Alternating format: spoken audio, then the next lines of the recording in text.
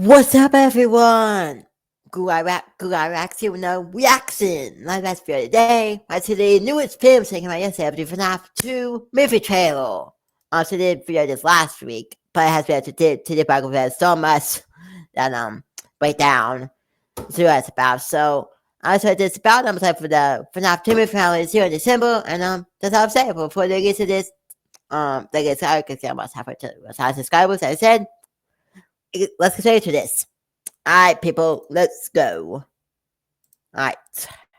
As everyone knows, because I'm still a little bit sick still, so yeah. Trailer for Five Nights at Freddy's 2 proved one of our old theories wrong, reopening the question, who is Mike's brother Garrett? What role is he going to play? What ghost is he going to be in this series? Well, though the trailer might have proven one old theory incorrect, another one might actually be right. Hello, Internet! Welcome to Film Theory, the show that is once again talking about Five Nights at Freddy's. Second week in a row. What are we, Game Theory? Yeah, in case you missed it, the new trailer for the Five Nights at Freddy's 2 movie dropped a few weeks ago, and I'm consistently amazed at just how much the filmmakers, and Scott specifically, are able to pack into these 2-minute trailers and teasers. I don't know how long this video is going to end up being, but like last week's FNAF Theory, just breaking down the big pieces of the trailer, was like just under 20 minutes, and this one will probably be pretty close-ish to that too, so it's just too dense. Anyway, in that breakdown last week, one of the big pieces we put together was that FNAF 2 was almost certainly going to feature a character named Charlie Emily, a little girl from the lore of the FNAF games who would go on to die and possess the puppet. The puppet is the big new scary animatronic in this movie, so it makes sense that Charlie's going to take that same role in the movieverse. But this creates a bit of a problem for us here at Theorist. See, Matt and I previously speculated that another character was going to be taking Charlie's place as the puppet. That theory is years old at this point. Go check it out if you want a refresher, but I felt pretty confident in it until this new trailer. It just made sense to me that they were going to try to condense the characters in the film series to try to make it simpler for a mainstream audience, but clearly that isn't the direction they're headed in for the series. What, a FNAF product being convoluted and confusing? No. And yet, Garrett is a massive loose end, a dangling thread that Scott and the filmmakers set up that would be really disappointing if they never paid off. So they're certainly going to bring him back into the story somehow. And the real question is, how are they going to do that? What character from the FNAF lore is Garrett going to pop up as? Well, loyal theorists, I think I figured it out. And this one's gonna leave you in tears. Get your fast talkers ready, loyal theorists. I want to get to the bottom of this one. So to figure out who Garrett is going to be, I want to start with a bit of a recap as to why he can't be the puppet in this new movie, and also layer on some other evidence here that I wasn't able to fit in last week. Basically, why is Charlie definitely the puppet, but not Garrett? Well, according to one of the new characters talking about the pizzeria in the trailer, some little girl got murdered here. A little girl I'm pretty sure we actually see screaming in the trailer. This is almost certainly pointing to a very specific character from the FNAF lore. The aforementioned Charlie Emily, daughter of Afton's business partner, Henry Emily. Afton killed Charlie during his original murder spree, which appears to line up with what we see in the trailer. There's a shot of what looks like Springtrap looking at a little boy through a door's window in a cleaned up and brand new looking pizzeria. This is clearly a flashback. And Charlie being in this movie even lines up with the script pages Scott released during the FNAF 10-year anniversary.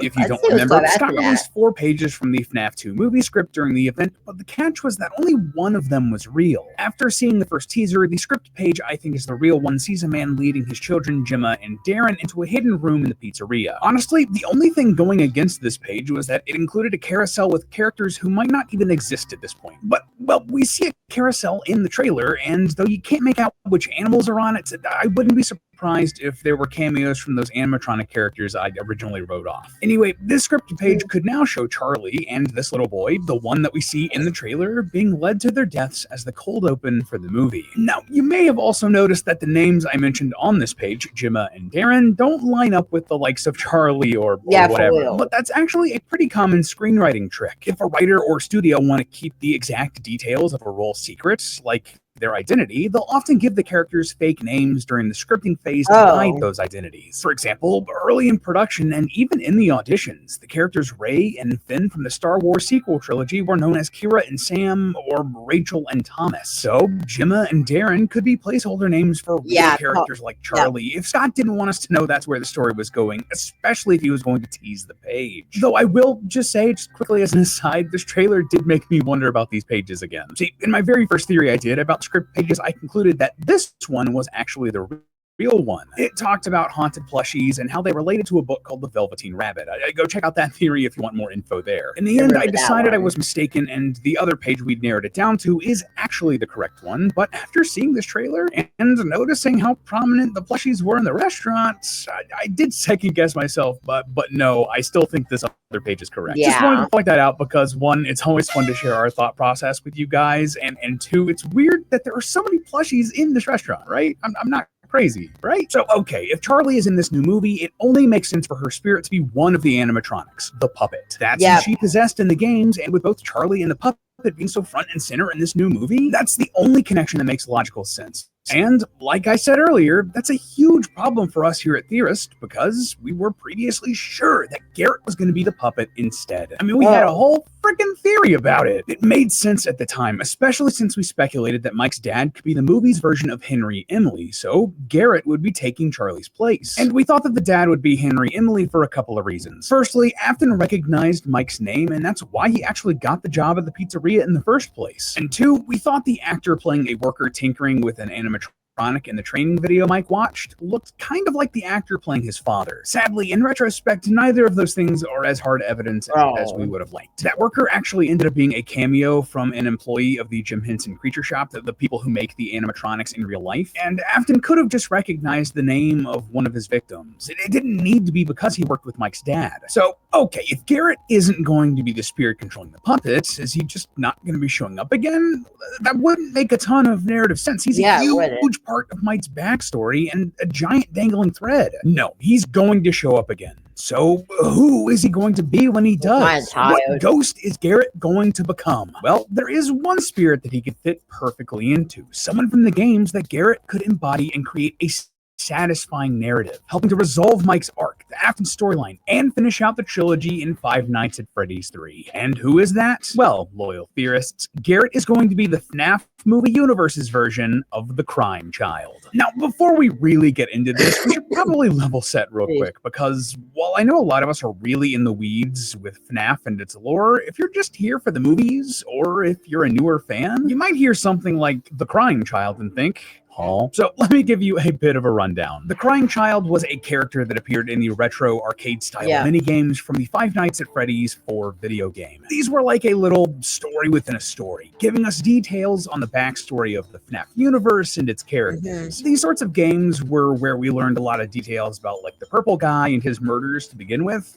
and where most of the story of the Crying Child is told. So, who is the Crying Child? Well, we aren't actually sure what his name is, and that was a huge mystery in the fan base for years. It's still never been confirmed, but the best explanation I've seen comes from Hyperdroid's theory on the subject. It doesn't do with this in the last freaking but more importantly, regardless of his last name, Afton. Yep, he was one of William Purple Guy Afton's children. He was also absolutely terrified of the animatronics his father built, which honestly, I mean, fair. Look at these things. Anyway, the Crying Child's older brother Michael knew this, and he decided to play a prank on the Crying Child at the Crying Child's very own birthday party. Michael and a bunch of his friends took the Crying Child and put his head inside of the jaws of the Fredbear animatronic, and, well, you can guess the rest. Was that the bite of 87?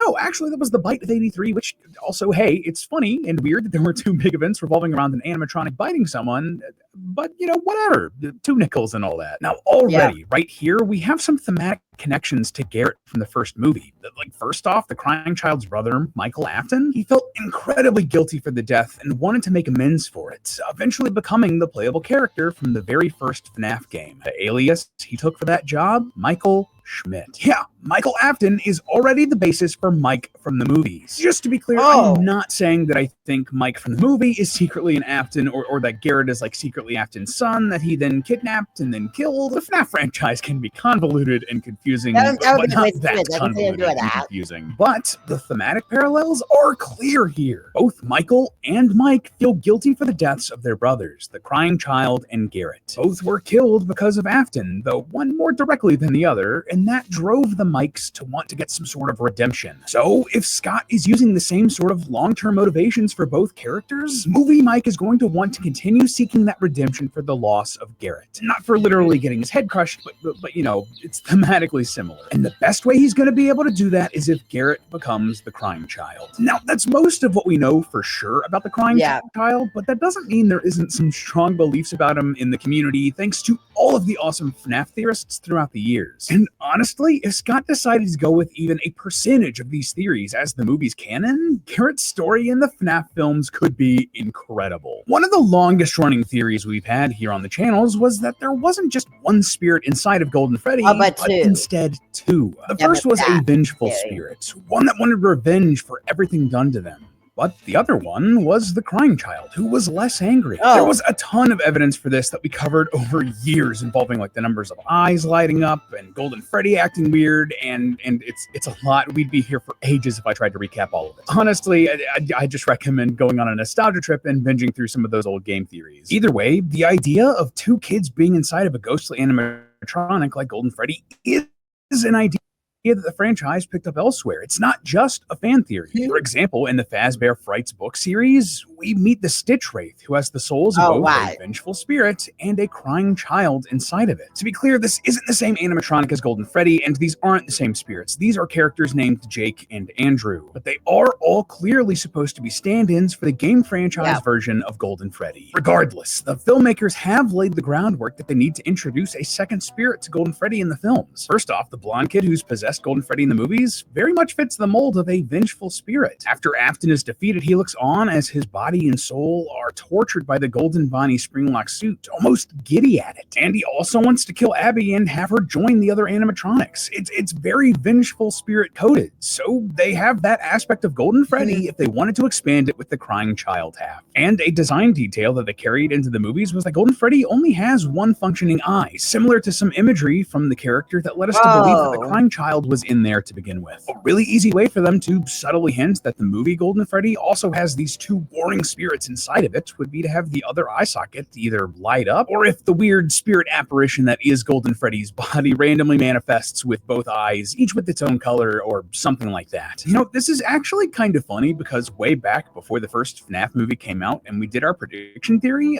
the one that I wrote completely solo because Matt knew all of the secrets, well, I predicted that Garrett would actually end up becoming Golden Freddy instead of the blonde kid from the movie, who would instead become the cupcake. Not my best prediction, I must admit, but hey, you can't win them all. Anyway, that kid ended up being that vengeful spirit inside of Golden Freddy, so there's a chance that at least part of this initial prediction could end up being true, with Garrett becoming the crying child half of Golden Freddy. It's always weird how theories can end up coming around again, just with a slightly different point of view on it. So, okay, Garrett will almost certainly be the crying child. So where does that leave us with the story of the FNAF movie series and where Garrett will fit into it? Well, for FNAF 2, I don't really expect it to have any huge changes. This movie already has a lot going on with Charlie and the puppet and the toy animatronics and all of that jazz. Like we might get a post-credit scene or another teaser in the credits, but it's not going to be something huge, you know? Now, the real impact here is going to be on the third FNAF movie. Pretty consistently, we've predicted that the series is going to keep getting bigger and bigger with the threats that the characters face, with FNAF 3 likely bringing in a lot of story elements from Security Breach, introducing the Pizzaplex as the third big location for Mike, Abby, and Vanessa to explore, and the Glam Rocks as the new animatronics in the story. But now I'm less certain about that. See, behind the scenes in recent months, Blumhouse, the production company behind the FNAF movies, started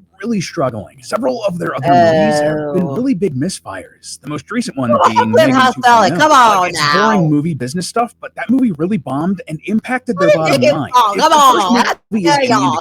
I haven't seen it for manga, but don't put breaking me. What do you mean that Blumhouse fella? Come on. By the time you start going bankrupt about this, why is like I was thinking big time he literally fell it.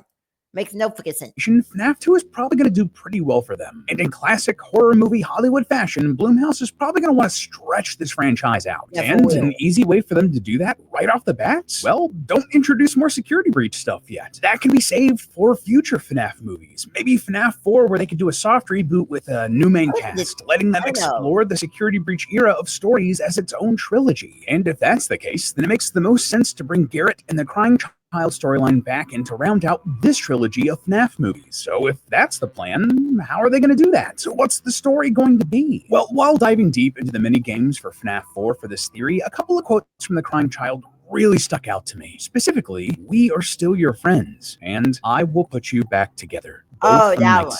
Do these lines sound familiar to you? Like something similar to what Mike's doing in the movies? Some days she misses her friends. The story that you're going to fix those animatronics. Obviously, the ghostly children in the movies and the games are both referred to as friends. But more importantly, Mike is trying to fix the animatronics. One could say that he's trying to put them back together so they can find peace and move on. And I bet I even know how he's going to do it. While we don't know a ton for sure about the Crying Child, something we do know for sure he was involved with in the games, the Happiest Day ending, or basically the good ending of the FNAF 3 video game. The long story short here, well, in the Happiest Day minigame, it's the Crying Child's birthday again.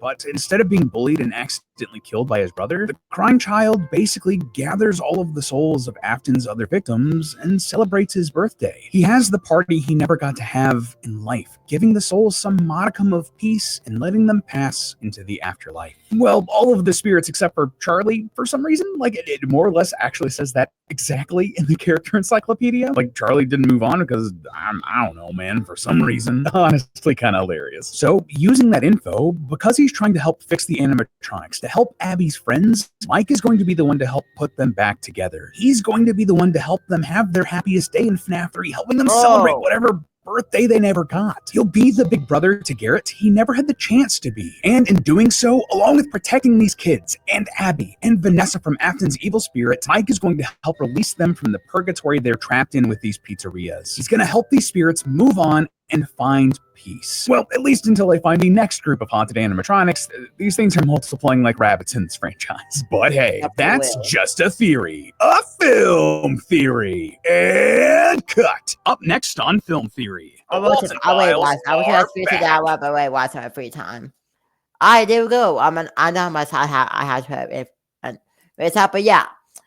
I don't know how many FNAF movies gonna be. I think it'd be probably till it's 4. I can see him doing 5. I can see there being 5. I can't. I don't know, because they did do a lot of serious movies. So maybe, I don't know. But come on, how about Blumhouse feeling? That makes me upset. Come on, y'all. Anyway, so that's all so much for watching. Don't forget to subscribe. And yeah, I will be back tomorrow Monday for 2 more Mystery Reactions. So see you then. Deuces.